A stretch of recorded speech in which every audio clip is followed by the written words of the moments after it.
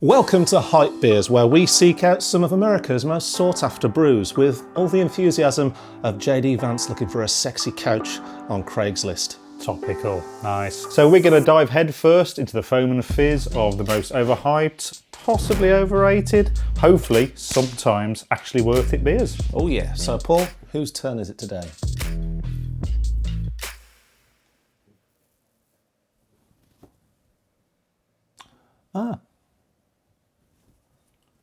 Nice.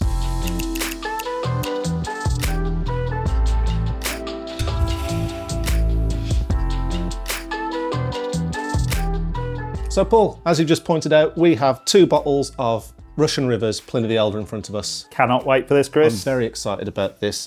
So this is one of the first commercially available dippers that ever existed. It was, yeah. Yep. So all the way back in, I'm going to take you to the turn of the millennium, 1999, 2000.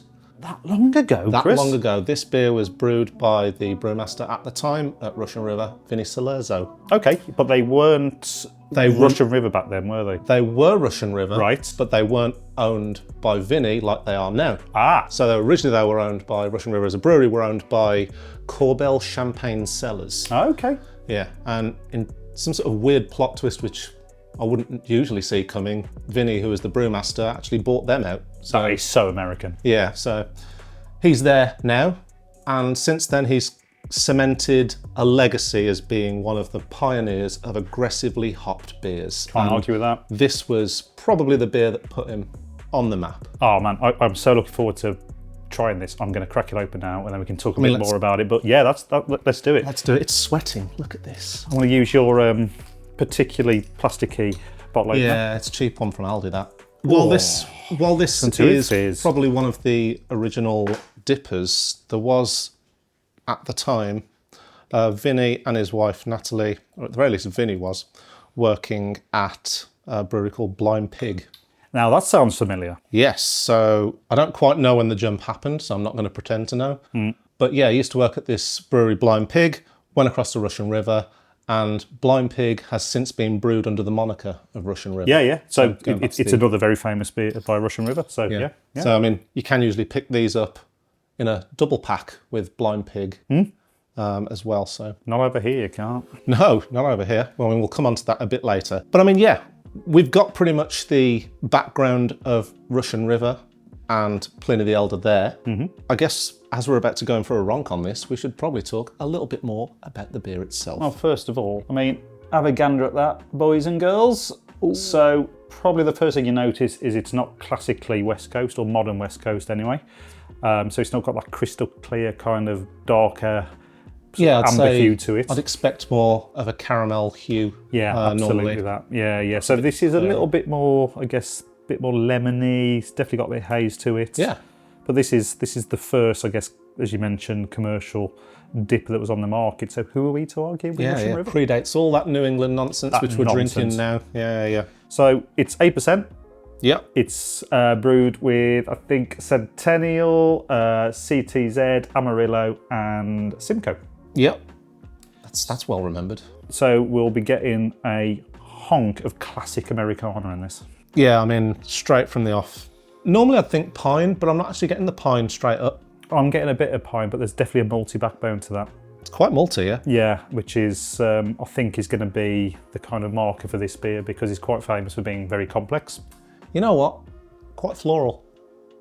There's definitely that kind like of a- floral yeah. note going on. Flowers. A little bit of the citrus stuff, but yeah, it's definitely the malt that's dominating on the nose for me a little bit there. I think I do remember reading about it, that the reason why this beer is, among other things obviously, but the reason why this beer is so good is that it balances out quite nicely. The malt balances out the hops, Yeah. the hop overload that you're going to be getting. So So let's have a go on it. without because I'm further ado, parched. yes. Cheers, good man. Happy ronk.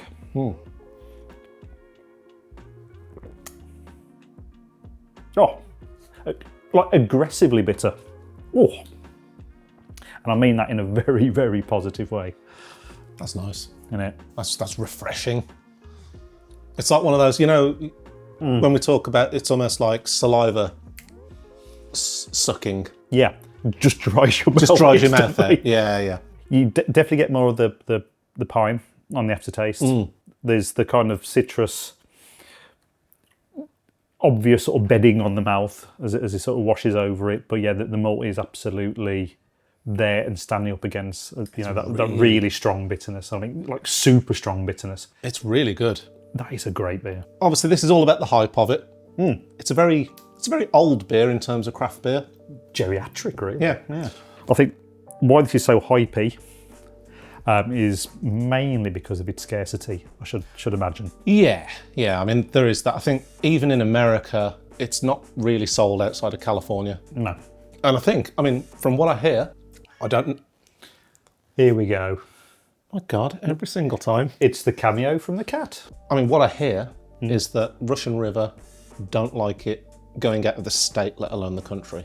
So, don't tell Vinny that we've got this. Sorry, Vinny.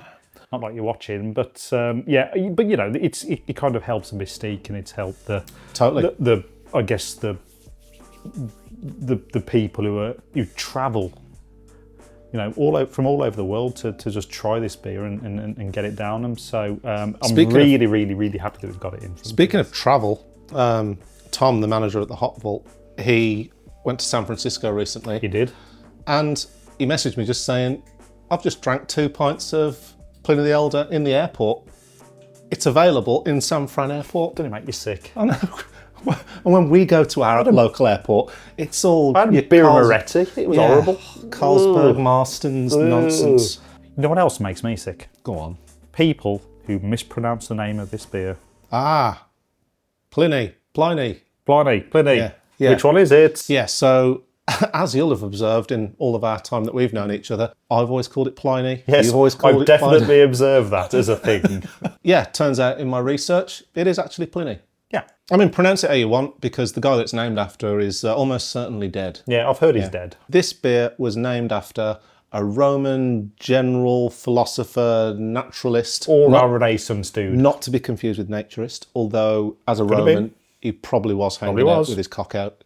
Yep. In the baths. Hang out with your hang out. Yeah. Gaius Plinius Secundus. Nice. AKA Pliny the Elder. Nice. And yeah, he wrote a book, one of the biggest Roman compendiums, encyclopedias on just natural phenomenon. He just was really into it. So he wrote about astronomy, nature, biology, leaves, all that biology. good stuff. Yeah. Quite why Vinny has drawn the parallel between Mr. Elder and this beer. Yep. Not sure, but if I was going to be philosophical about it, I'd say maybe it's the way this beer messes with the different complexities of the hops. The merging of nature.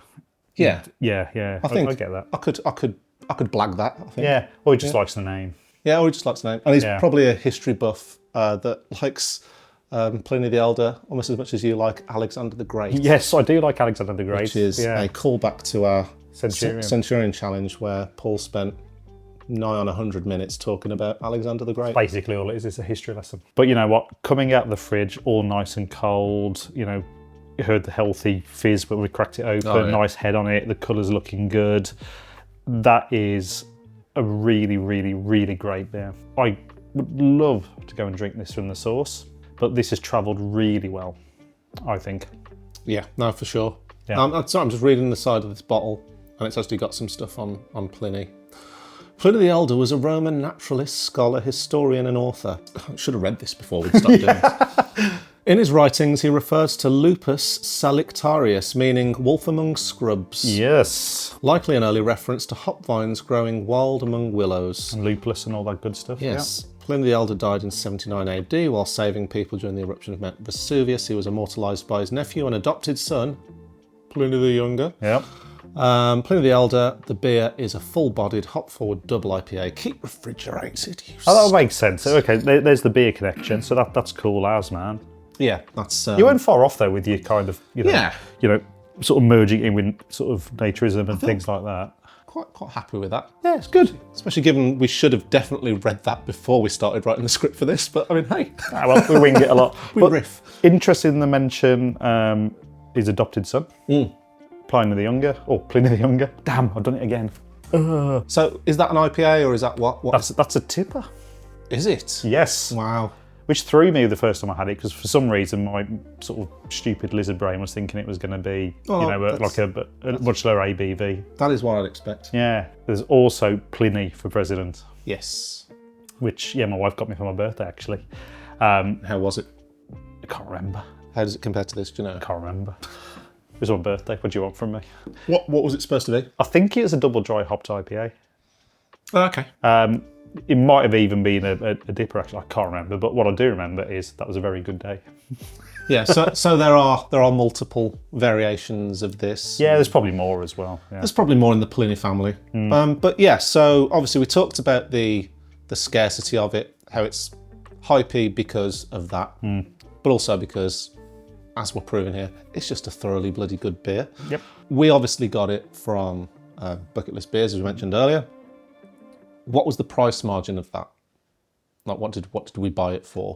Good question. I think we got it for somewhere just over 20 quid. It's about 22 quid or something like that. I can't remember off the top of my head. But I think also when speaking to the guys at Love and Beer from Bucket List Beers, they were saying that they kind of also, they make next to no money on it. Yeah.